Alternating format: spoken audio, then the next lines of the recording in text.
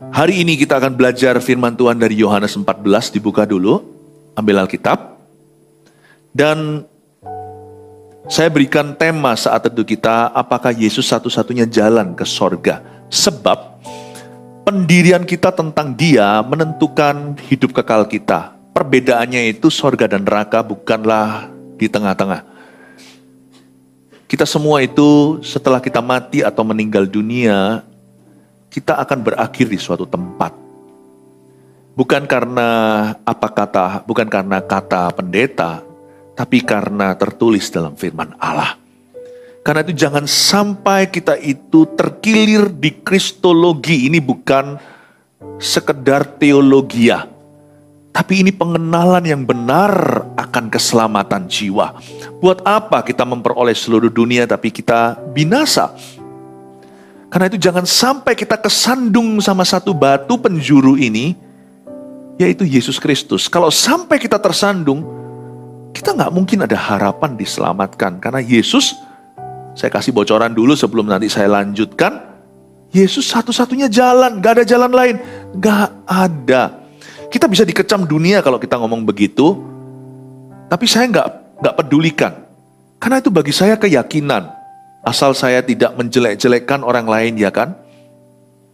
Tapi saya yakin bahwa hanya ada satu jalan ke sorga, yaitu Yesus Kristus Tuhan. Jangan-jangan kita semua di sini yang mengaku Kristen pun, atau yang sudah dari kecil di gereja bahkan, kita masih belum memastikan di hati kita. Kepercayaan kita itu masih belum mantap sama Tuhan. Karena kita merasa, iyalah Yesus salah satu jalan. Kalau sampai kita begitu, bahayanya adalah jangan sampai nanti kita menyadarinya terlambat sudah. Telat kalau kita sudah meninggal dunia. Jangan resiko kalau namanya akhirat. Apa yang saya sampaikan ini, karena saya rindu. Kenapa saya tergerak untuk menyampaikan yang satu ini? Karena saya rindu agar keluarga saat teduh dan keluarga gereja Mawar Sharon seluruh, kita semua satu persatu akan suatu saat kelak berakhir di sorganya yang mulia. Karena kita itu nggak main agama-agamaan di hidup ini. Karena yang kita cari itu keselamatan. Bukan jadi orang baik, tapi kita mau kenal Tuhan. Tuhan yang akan menjadikan kita orang baik, tapi kenal Tuhan dulu. Kita nggak bisa diselamatkan karena kesalehan, kebaikan, amal sosial kita. Nggak bisa masuk sorga kalau kita nggak kenal dengan yang punya. After all, kebaikan manusia itu semu, belum teruji. Kebaikan manusia itu seperti kain kotor, kata Alkitab. Karena itu jangan pernah kita itu puas hanya jadi orang baik. Temukan kebenaran soal keselamatan. Saya ingin keluarga saat teduh bersama dan jemaat gereja Mawar Sharon yang saya gembalakan, kita semua suatu hari kelak sungguh-sungguh atau sungguhan masuk sorga. Percuma kita percaya atau apa, percuma kalau kita melakukan liturgi agama kita, kalau ujungnya kita binasa, ya kan? Saya mengambil tema ini sebagai tantangan harus saya khotbahkan. Karena saya punya tangan tidak mau berlumuran darah, hutang darah sama siapa-siapa. Saya harus beritahukan, Yesus satu-satunya jalan. Setuju atau tidak, saya tidak akan paksakan. Tapi inilah keyakinan saya dari firman. Mari kita buka Yohanes 14 ayat pertama sampai ayat 6. Saya bacakan dulu semuanya, Rumah Bapa judulnya di Alkitab kita. Janganlah gelisah hatimu, percayalah kepada Allah, percayalah juga kepadaku. Di rumah Bapakku banyak tempat tinggal. Jika tidak demikian, tentu aku mengatakannya kepadamu, kata Yesus. Sebab aku pergi ke situ untuk menyediakan tempat bagimu. Dan apabila aku telah pergi ke situ dan telah menyediakan tempat bagimu, aku akan datang kembali dan membawa kamu ke tempatku, supaya di tempat di mana aku berada, kamu pun berada. Dan kemana aku pergi, kamu tahu jalan ke situ. Kata Thomas kepadanya, Tuhan, kami tidak tahu kemana engkau pergi. Jadi bagaimana kami tahu jalan ke situ? Kata Yesus kepadanya, kalau boleh kita baca bersama kalimat Tuhan ini, penting sekali. Kata Yesus kepadanya, 1, 2, 3, akulah jalan dan kebenaran dan hidup. Tidak ada seorang pun yang datang kepada Bapa kalau tidak melalui aku. Katakan amin. Apakah Yesus satu-satunya jalan ke sorga? Kita mulai dulu ayat 1, saya akan jelaskan. dengan pelan-pelan. Janganlah gelisah hatimu. Ini kata-kata Yesus kepada murid-muridnya. Kamu jangan gelisah ya, jangan galau hatinya. Percayalah kepada Allah. Seluruh bumi tahu bahwa di atas ada yang maha kuasa. Tapi nggak semua orang tahu jalan ke sana. Kebanyakan manusia itu mengira bahwa Allah itu terputus dengan ciptaannya. Kita hanya bisa berdoa, beramal sosial dengan harapan semoga kita bisa diterima di sisinya suatu hari. Paling tidak arwah kita bisa diterima di dekatnya. Kita nggak boleh kita nggak boleh gambling kalau soal akhirat. Nggak mungkin Allah menciptakan lalu Allah itu tutup pintu. Kalau Tuhan kita, Tuhan yang maha adil itu menciptakan sesuatu, Tuhan juga akan memberitahukan bagaimana jalan kepadanya. Tidak mungkin Tuhan itu setelah cipta cuci tangan atau lepas tangan. Tuhan kita nggak pernah hit and run, tabrak dan lari. Karena itu Tuhan berkata, jangan gelisah hatimu. Your God is responsible for you. Allahmu itu bertanggung jawab. Percayalah kepada Allah, lalu ditambahkan, percayalah juga kepadaku. Karena gak seorang pun pernah kenal Bapa, gak ada satu orang pun pernah lihat Allah, kecuali Dia yang datang dari sorga. Yesus itu datang dari sorga.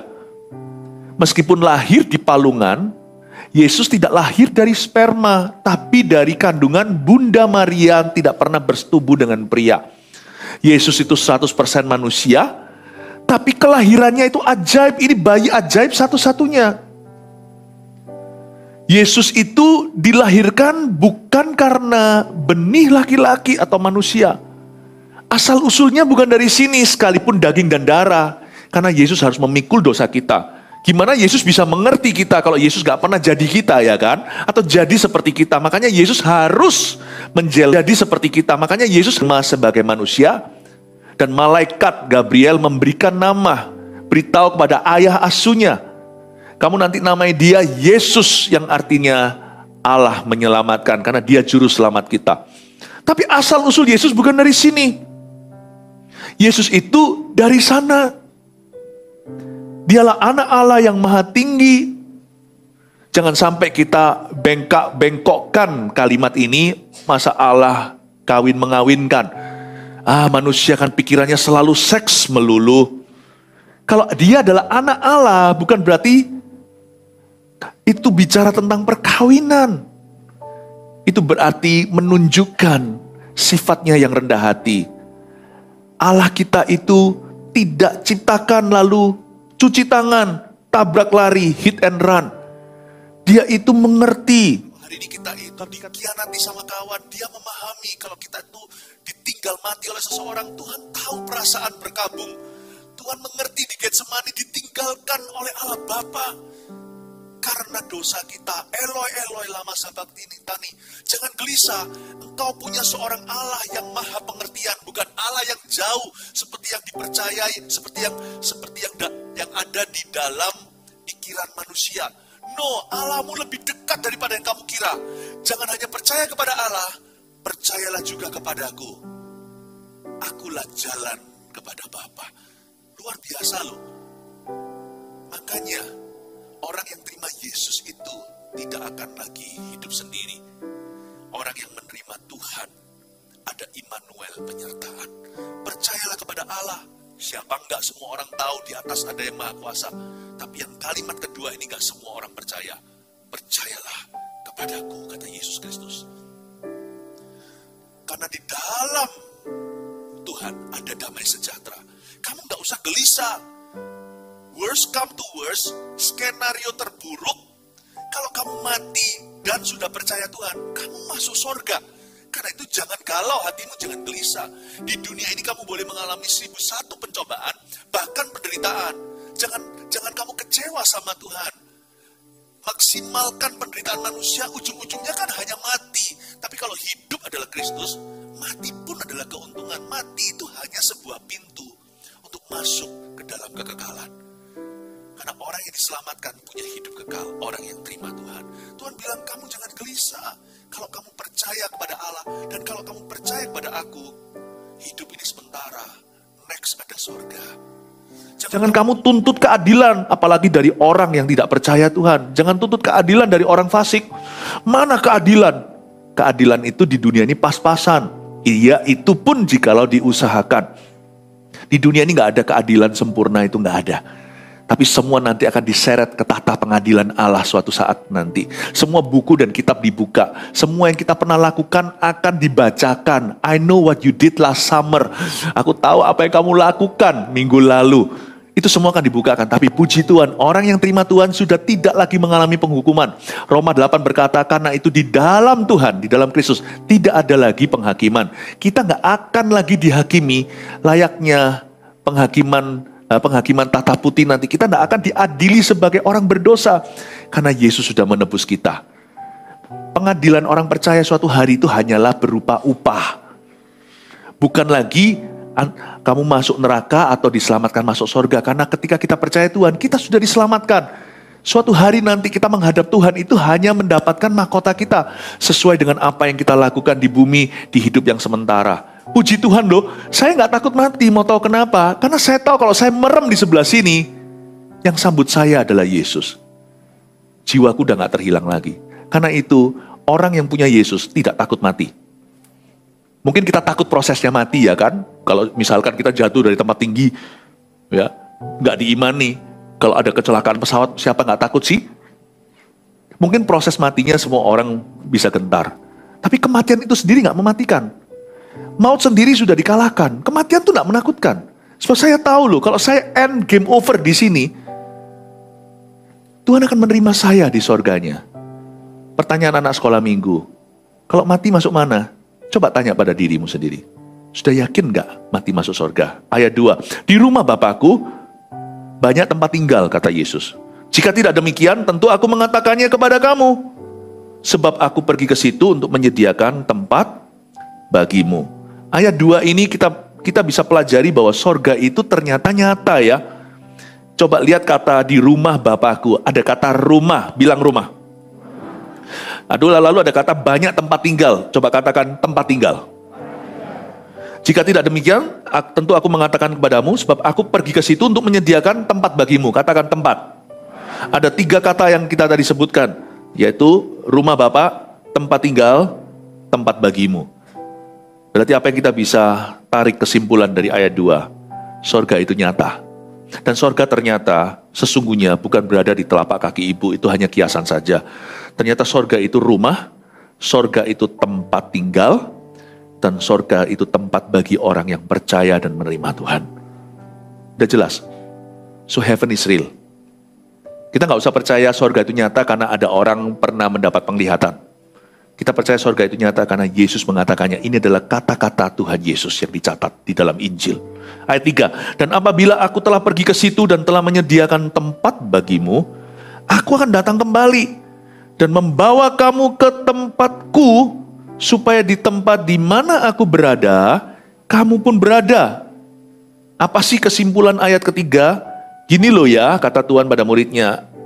Apabila aku sudah pergi ke sana, ini Yesus belum mati, jadi mereka masih bengong, nggak tahu maksudnya apa. Maksudnya apa Tuhan mau ke sana? Mereka nggak menyimak kalau Tuhan berkata sebentar lagi aku akan menderita dan disalibkan. Tapi Tuhan di sini memprediksikan kebangkitannya, kenaikannya ke sorga. Di Indonesia namanya kenaikan Isa Al-Masih. Dan apabila aku telah pergi ke situ dan telah menyediakan tempat bagimu, sorga itu nyata ya kan? Aku akan datang kembali dan membawa kamu ke tempatku. Beneran kita semua itu akan pergi ke sana suatu hari. Tapi yang pasti bukan melalui jalur bunuh diri. Gak mungkin kita itu mengakhiri hidup kita. Nanti Tuhan bisa berkata, loh aku gak panggil nomormu kok kamu tiba-tiba muncul di hadiratku, itu gimana? Tuhan bisa tanya, siapa yang suruh kamu ke sini? Waktumu belum tiba. Iya, kalau untung-untungan Tuhan bangkitkan atau gagal percobaannya, jangan bunuh diri. Bunuh diri itu setan. Tapi kita semua itu harus berbuah, bukan bunuh diri tapi berbuah di hidup ini. Kembangkan talenta, layani Tuhan. Di hidup yang sementara, dunia yang semakin parah, kita tetap berbuah. Karena kita nggak melekat pada dunia, kita ini carang yang melekat pada pokok anggurnya, yaitu Yesus Kristus. Kita pasti akan berbuah lebat. Kalau waktu kita sudah tiba suatu hari, entah caranya gimana kita mati, semua kita akan dipanggil Tuhan kalau Tuhan belum datang kembali. Tuhan bisa datang kembali hari ini, besok kita nggak tahu, nggak ada orang bisa prediksi waktu. Tapi kalau sudah giliran kita, we must be ready. Saya harus siap. Kalau suatu hari kita dipanggil, lebih tua atau lebih muda daripada yang diduga, kita semua harus ready. Kita semua itu akan pergi ke sana. Aku akan datang kembali dan membawa kamu ke tempatku. You are going to heaven. Supaya di tempat di mana aku berada, kamu pun berada. Dari ayat 3 kesimpulan yang saya ambil adalah, sorga itu nyata ya kan? Dan kita bisa ke sana. Kita bisa ke sana. Masa Pastor Philip bisa ke sorga? Tapi kan gak ada orang pernah datang dari sorga. Saya gak tahu. Semua orang-orang teman-teman saya, keluarga handai taulan yang meninggal dunia, saya gak bisa bangunin. Bangun. Kamu lihat apa? Mati ya mati. Tunggu dulu, ada satu. Kalau Anda percaya, dia dari mati kembali. Namanya Yesus. Dan sebelum lahirkan, bukan dari sperma manusia. Tuhan Yesus itu Alfa Omega, yang awal dan akhir. Dari dulu sudah ada. Makanya Yesus mau dirajam batu oleh orang Farisi. Mau tahu kenapa? Karena mereka menantang Tuhan kan. Masa kamu lebih pangkat dari Bapak Abraham? Lebih pangkat dari Musa?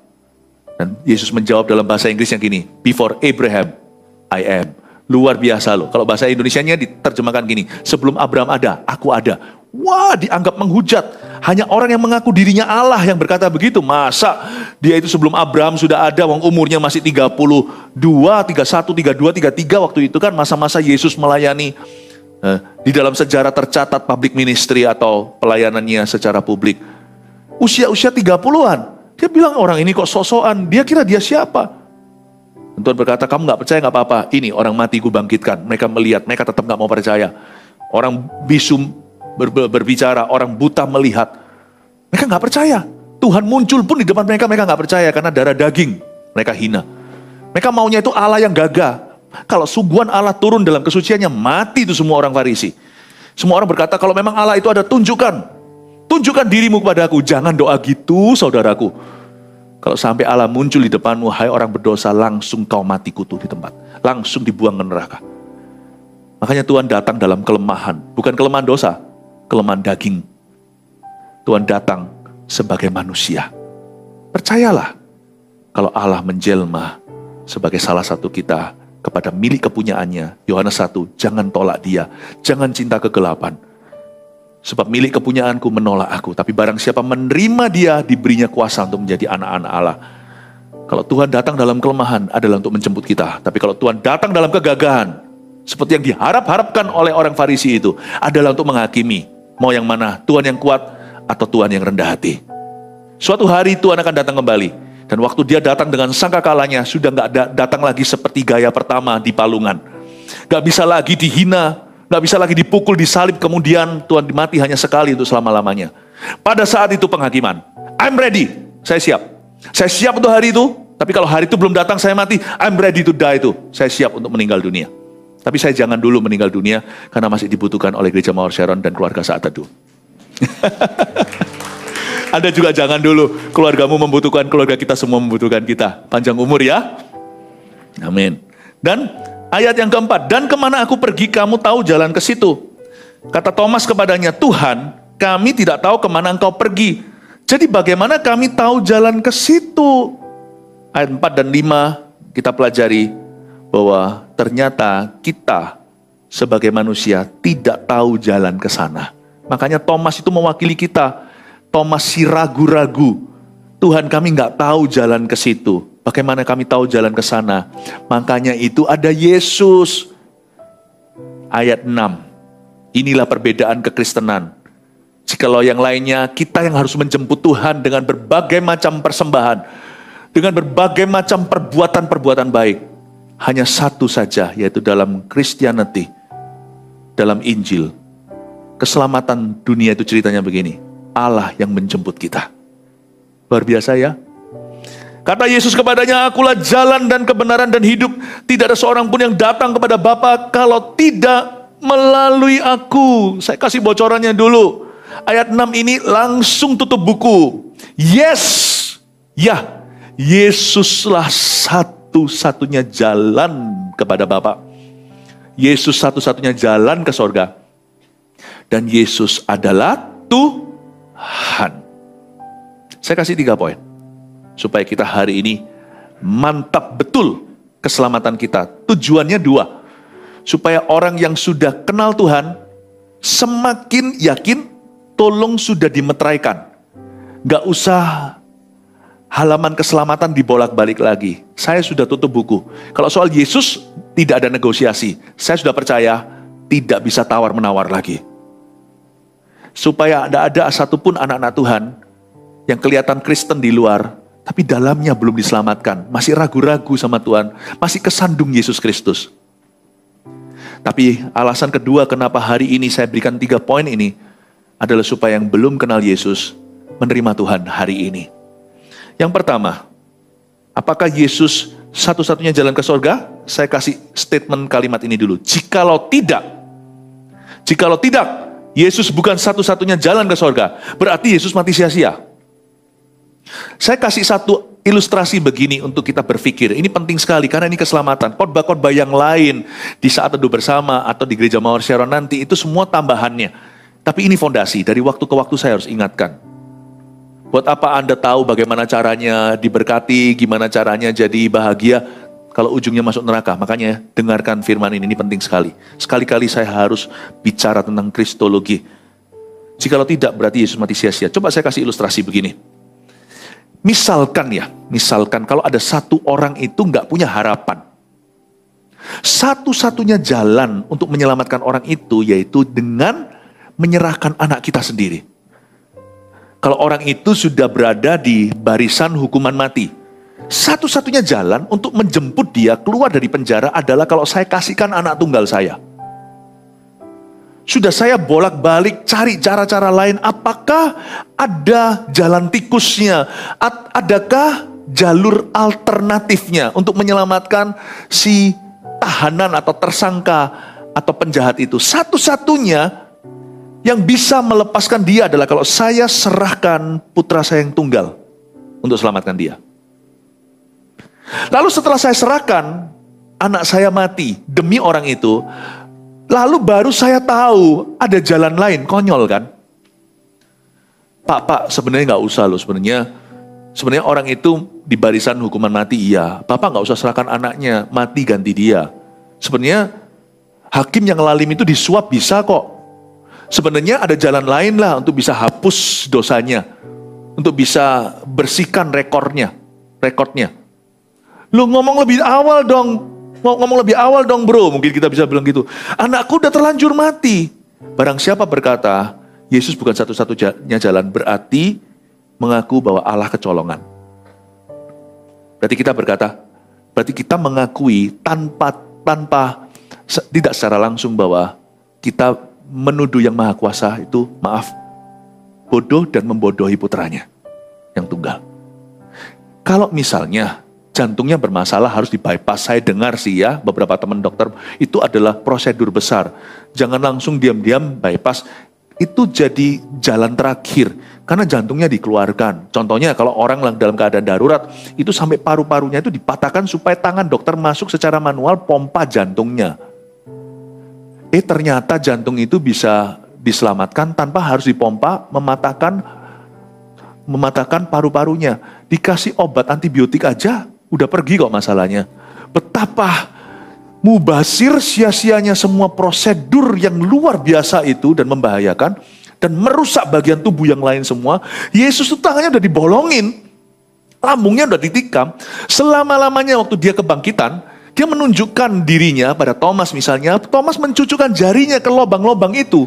Kekal selama-lamanya. Yesus adopsi tubuh yang ada cacatnya. Supaya kita yang cacat nanti masuk surga. Kita semua tubuhnya sempurna, yaitu tubuh kemuliaan. Lalu kita berani berkata, Yesus bukan satu-satunya jalan. Gak harus di-bypass sih. Mestinya bayangin dokter itu bisa dituntut sama pasiennya. Dokternya garuk-garuk kepala. Sorry ya. Kilaf. Ternyata gak usah di-bypass sih. Kasih ring dulu, atau cuma minum obat olahraga lah lifestyle. Ya ampun, kalau lifestyle ngapain Yesus mati? Kalau secara lifestyle kita bisa diselamatkan. Mati sia-sia dong. Mati sia-sia. Yesus mengalami kematian ngeri, karena ada hukuman yang sengeri itu bagi orang-orang berdosa. Dan satu-satunya jalan adalah menggantung anak Allah di atas sana. Barulah murka itu dipuaskan, justice serve, keadilan itu ditegakkan. Jangan pernah kita sebagai orang Kristen, tapi kita pelin-pelan keyakinan. Saya nggak ajarkan untuk kita paksakan kepercayaan, enggak. Tapi kita sendiri nggak boleh ragu. Kita nggak boleh. Karena itu saya berkata, terima kasih, aku tahu itu jalan satu-satunya. Akulah jalan, satu-satunya jalan, dan kebenaran dan hidup. Tidak ada seorang pun yang dapat datang kepada Bapa kalau tidak melalui aku. Berarti nomor 2, tuliskan. Karena iya, sekarang kita tahu jawabannya kan dengan penjelasan saya. Karena iya, berarti setiap orang perlu menerima Tuhan. Yohanes 1:12 nggak usah dibuka. Karena itu barang siapa yang menerima dia diberinya kuasa untuk menjadi anak-anak Allah. 1 Yohanes 5 juga berkata seperti ini, dan ini tandanya orang yang percaya kepada anak Allah itu, yaitu ada kehidupan kekal di dalam anak Allah itu, ada kesaksian dalam hatinya bahwa dia memperoleh hidup yang kekal.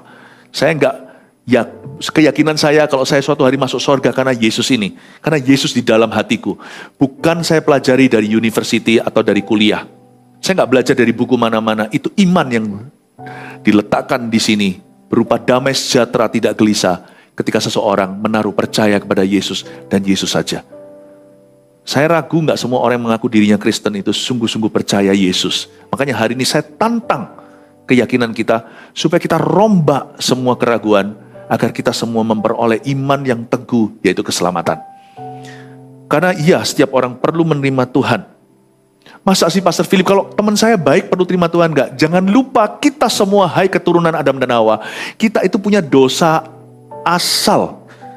Dosa asal itu sebelum kita jatuh dalam dosa perbuatan. Semua kita itu ada kecenderungan. Waktu kita lahir, ya, waktu kita baby, waktu kita jadi batita, bayi 3 tahun atau 5 tahun, waktu kita sudah bisa membuat putusan sendiri. Siapa sih yang ajari setelah makan cookie, ya ini semua kotor semua, ada coklat-coklatnya, mama pulang dan berkata, hayo siapa makan? Siapa ajari dia berbohong? Nenek moyang, Adam dan Hawa, daging, bibit, bobot, bebet, nggak bisa menipu. Dosa awal itu kelihatan, lucu waktu kecil, nanti besar. Dustanya bukan lagi cookie, tapi jinah atau simpanan. Bapak, Ibu, Saudara, keluarga saat itu yang saya cintai, kita semua tidak bisa pungkiri, we're all sinners. Kita semua orang berdosa. Dari sejak bayi kita, tapi kan nggak adil. Enggak lah.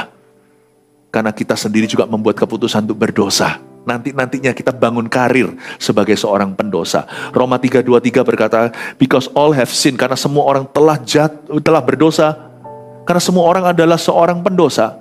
Dan ia telah jatuh dari kemuliaan Allah, dan upah dosa ialah maut.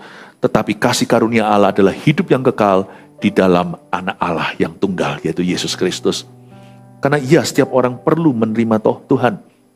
Saya kasih hikmat satu lagi. Kalau kita itu kita yakin ya kan Yesus sebagai juru selamat kita. Yang sekarang kita langsung ke poin ketiga dulu. Karena kita setiap orang perlu menerima Tuhan. Nah, sekarang masuk ke bagian kita. Bagian kita adalah, tulis ini, beritakan Injil dengan cara yang sopan. Beritakan Injil itu baik tidak baik waktunya, tetapi tidak boleh dengan cara yang tidak berhikmat. Maksud saya begini. Saya tetap pegang pada keyakinan saya, tapi jikalau suatu saat saya dengan teman-teman saya, rekan-rekan yang bukan orang Kristen atau anak Tuhan, lalu dalam sebuah acara gimana, saya akan menolak untuk mencampur baurkan keyakinan saya dengan kemanusiaan. Saya kasih sedikit hikmat. Maksudnya, jikalau dalam sebuah acara tersebut, semua orang sebut, misalkan orang Kristen sebut shalom, lalu setiap orang punya sebutan sendiri, saya tidak akan samakan Tuhan saya dengan yang lainnya. Karena saya tahu dia satu-satunya jalan. Tapi saya juga nggak boleh sok-sokan. Karena pada saat seperti itu tenggang rasa dibutuhkan. Tanpa saya harus kompromikan. Jadi lebih baik saya sebut selamat malam. So, saya tidak akan paksakan ke orang lain. Dan saya juga tidak mau karena pressure, tekanan, saya akan ucapkan sesuatu yang saya tidak yakini itu. Saya harus keluarkan kalimat-kalimat, kata-kata yang dalam, saya sebagai anak Tuhan, saya punya sebutannya sendiri. Paham maksud saya? Memang memberitakan Injil itu harus selalu setiap waktu. Namun demikian juga tidak boleh di dalam konteks yang salah, yang tidak tepat. Misalnya kalau saya sama-sama melakukan suatu tindakan kemanusiaan dengan orang-orang yang tidak semuanya anak-anak Tuhan, dengan orang-orang dari kepercayaan berbeda-beda, mas saya akan hargai. Kemanusiaan saya lakukan sebagai manusia, sebagai good citizen. Saya tidak perlu pastikan semuanya, ayo kita semua doa menurut kepercayaan masing-masing, itu juga nggak perlu.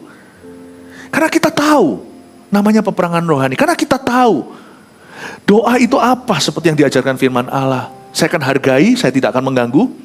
Tapi saya akan lakukan kemanusiaan itu tidak perlu pakai embel-embel Tuhan. Karena ini konteksnya tidak tepat. Tuhan yang kuyakini disamakan. Saya tidak akan lakukan itu. Saya tidak akan lakukan. Saya akan lakukan sebagai kemanusiaan untuk menghormati dan menghargai. Waktu itu saya sementara sembunyikan iman saya. Bukan takut orang lain tahu saya Kristen. Tapi itu bukan waktunya saya gembar-gemborkan kekristenan. Karena saatnya saya harus jadi manusia yang baik kepada orang lain. Paham maksud saya? Semoga Anda bisa dapat hikmat seperti ini. Karena banyak orang Kristen di dalam masyarakat tidak bisa menempatkan diri, lebih tepatnya tidak bisa menempatkan Tuhan yang dia cintai itu. Karena bagi saya ini bukan roh agamawi. Kekristenan itu bukan agama semata. Kekristenan itu keselamatan dan kehidupan kekal. Bagian kita beritakan Injil dengan cara yang sopan. Jangan lupa ya, Injil disebut Injil damai sejahtera. Berarti kita harus membuat orang lain damai. Lakukan dengan cara yang positif. Jadilah berkat dulu dan solusi buat orang lain. Kita tidak perlu paksakan kehendak. Beritakan Injil dengan sopan. The gospel of peace. Injil disebut Injil damai sejahtera. Berarti kita harus jadi berkat dulu. Bersaksi itu bukan pertama-tama mulut. Tapi bersaksi itu pertama-tama kehidupan. Lalu mulut juga. Karena itu jangan pernah memberitakan cheap gospel atau Injil yang murahan. Ayo kamu ikut Tuhan supaya kamu gini. Nanti ya saya doakan kalau kamu sembuh kamu jadi Kristen ya. Jangan begitu. Tuhan pun tidak pernah begitu. Tuhan sembuhkan 9 kusta tidak kembali. Tuhan tetap sembuhkan. Jangan campur baurkan. Injil yang kita beritakan itu expensive. Jangan beritakan cheap gospel atau Injil murahan. Jangan. Ya. Dan yang satu lagi yang tadi beritakan Injil dengan cara yang sopan, saya kasih satu hikmat ekstra. Namun demikian pada waktu diharuskan kita harus buka mulut dan cerita tentang keyakinan kita.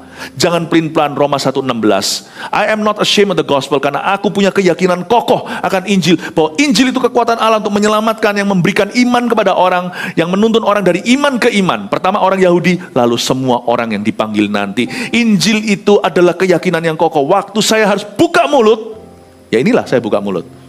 Yesus itulah satu-satunya jalan. Saya tidak akan pelin-pelan.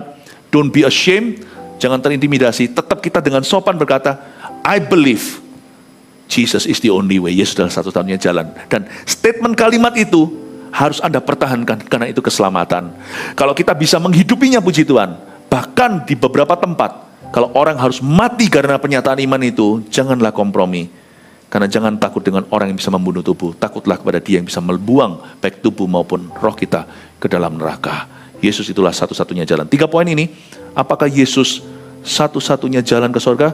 Jikalau tidak, berarti Yesus mati sia-sia. Sekarang Anda sudah mengerti. 2, karena setiap orang perlu menerima Tuhan. Sudahkah Anda menerima Tuhan Yesus? 3, bagian kita adalah beritakan Injil dengan cara yang sopan. Haleluya, mari kita berikan tepuk tangan bagi Tuhan. Mari kita mengangkat tangan sama-sama. Terimalah berkat dari gunung batuku yang teguh. Yesus jangkar keselamatan, membawa damai sejahtera di dalam hidupmu. Jangan gelisah, percayalah kepada Allah, percayalah kepada Yesus Kristus putranya. Bawalah damai sejahtera dari Allah Bapa, Putra, Roh Kudus menyertai setiap keluarga saat teduh di dalam nama Tuhan Yesus. Yang percaya sama-sama katakan amin.